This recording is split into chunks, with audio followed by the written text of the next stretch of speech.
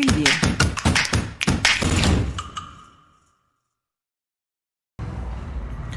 Hey guys, welcome back to our channel Faction Olympiad. So we are again starting this Pathfinder solution series, जिस पे आज हम लोग एक क्वेश्चन लेने वाले हैं from the topic properties of matter. Question surface tension based है. इस पे बताया गया कि एक सोप सोल्यूशन है जो आप फर्स्ट फिगर पे देख सकते हो. उस पे एक इनएक्सटेंसिबल लाइट थ्रेड है ए बी, जिसका लेंथ क्वेश्चन में गिवन है एल. करेक्ट. और इसको हमने एक सेमी सर्कल शेप में रख दिया है. एक फोर्स को हमने बीच में अप्लाई किया, यहाँ से बीच से हमने खींचा. जिस रीजन्स जो थ्रेड है वो थ्रेड दो टुकड़ों में बढ़ गया. मान लो कुछ ऐसा शेप आ गया, इसका दो सेमी सर्कल कुछ फॉर्म में आ गया ये.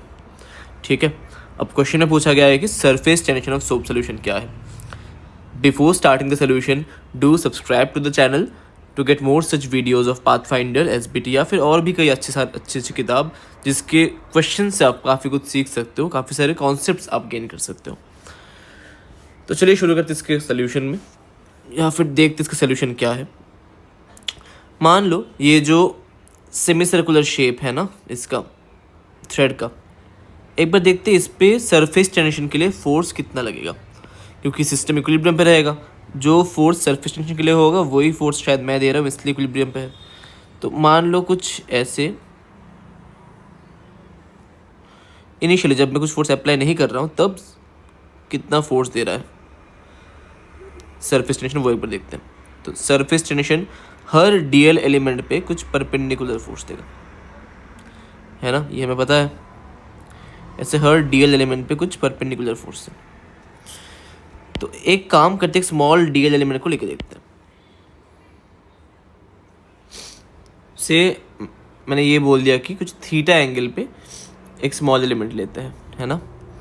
मान लो यहाँ पे कुछ, और वो जो स्मॉल एलिमेंट है से उसका लेंथ आर डी थीटा लेते हैं.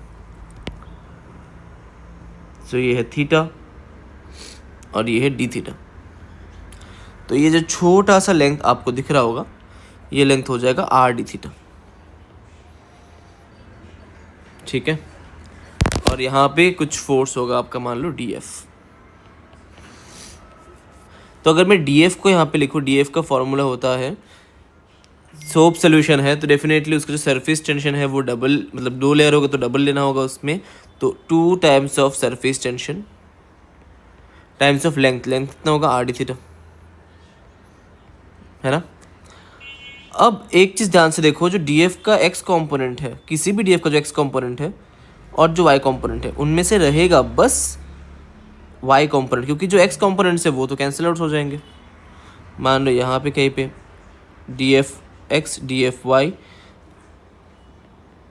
तो जो एक्स कॉम्पोनेंट्स है दे विल कैंसिल आउट, बचेगा बस वाई कॉम्पोनेंट. तो अगर मैं नेट एफ वाई देखूँ that will be nothing but 2 times of, या फिर हाँ 2 times of D F Y, क्योंकि दो कंपोनेंट होंगे ना.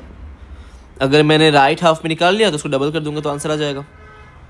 और 2 एफ वाई क्या होगा, 2t into R D theta, है ना. थीटा का वैल्यू बस राइट क्वाड्रेंट, तो 0 से π/2 तक जाएगा. तो ये हो जाएगा 4tr टाइम्स ऑफ π/2. एक सेकेंड, यहाँ पे डी एफ वाई है तो कॉस थीटा भी एक टर्म आएगा, सॉरी. अगर मैंने ये थीटा लिया तो ये भैया भी थीटा बन जाएगा, तो ये कॉस थीटा एक्स्ट्रा टर्म आएगा एक. तो यहाँ से बन जाएगा 4tr, कॉस थीटा हो जाएगा साइन थीटा, 0 से π/2, तो आंसर सिंपली आ जाएगा 4tr.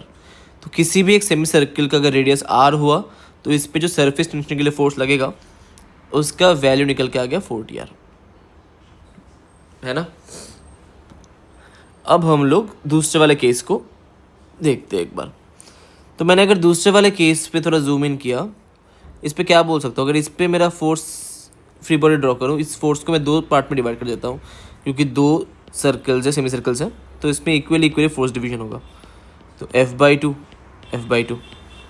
तो अगर मैं बस छोटे वाले पार्ट का फ्री बॉडी ड्रॉ करूँ, यहाँ पे इसका रेडियस कितना है मुझे नहीं पता, तो मैं अगर बस ए वाले पोर्शन पे देखूँ, इस तरफ f/2 है, मैंने बस लेफ्ट हाफ को ड्रॉ किया, और इस तरफ कुछ फोर्स होगा because of the contact with the glass, मैं उसको f' मान ले रहा हूँ. ठीक है। और इसी पार्ट पे मान लो अगर रेडियस आर है तो इसके नीचे की तरफ एक फोर्स लगेगा सरफेस टेंशन के लिए, जो कि हो जाएगा 4t स्मॉलर। ठीक है। अब फोर्स बैलेंस करते हैं इस पे। ऊपर फोर्स है एफ डैश, नीचे फोर्स से ऊपर फोर्स और एक F/2 और नीचे फोर्स से 4tr, करेक्ट ना। और एक टॉर्क बैलेंस करते हैं about the middle line.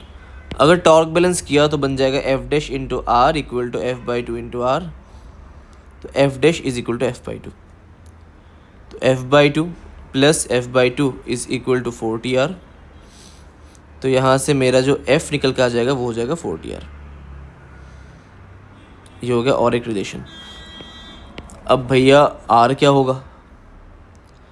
R के लिए मैं काम करता हूँ, मैं ना ये जो पार्ट है AC, ये दिस पार्ट AC और CB ये दोनों मिलके AB के बराबर होना चाहिए क्योंकि लेंथ ऑफ थ्रेड तो सेम है।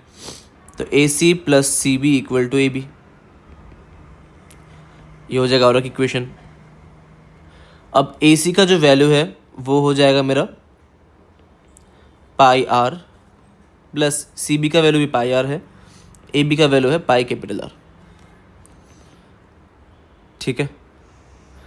तो यहाँ से मेरा और लेंथ आई थिंक L दिया है, तो एक काम करते हैं उसको L लिख देते हैं पाई आर को।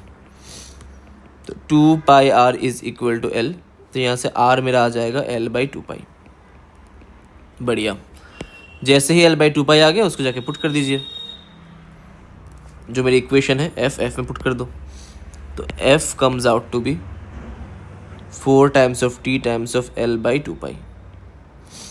तो यहाँ से T comes out to be pi F/2L। ये हो गया आपका फाइनल आंसर। अगर आपको ये क्वेश्चन अच्छा लगा हो तो do let me know in the comment section कि आपको और कौन से क्वेश्चन चाहिए पाथफाइंडर के। I will definitely pick that up in my next videos. चलिए मिलते हैं फ्राइडे को शार्प एट 10:30 PM।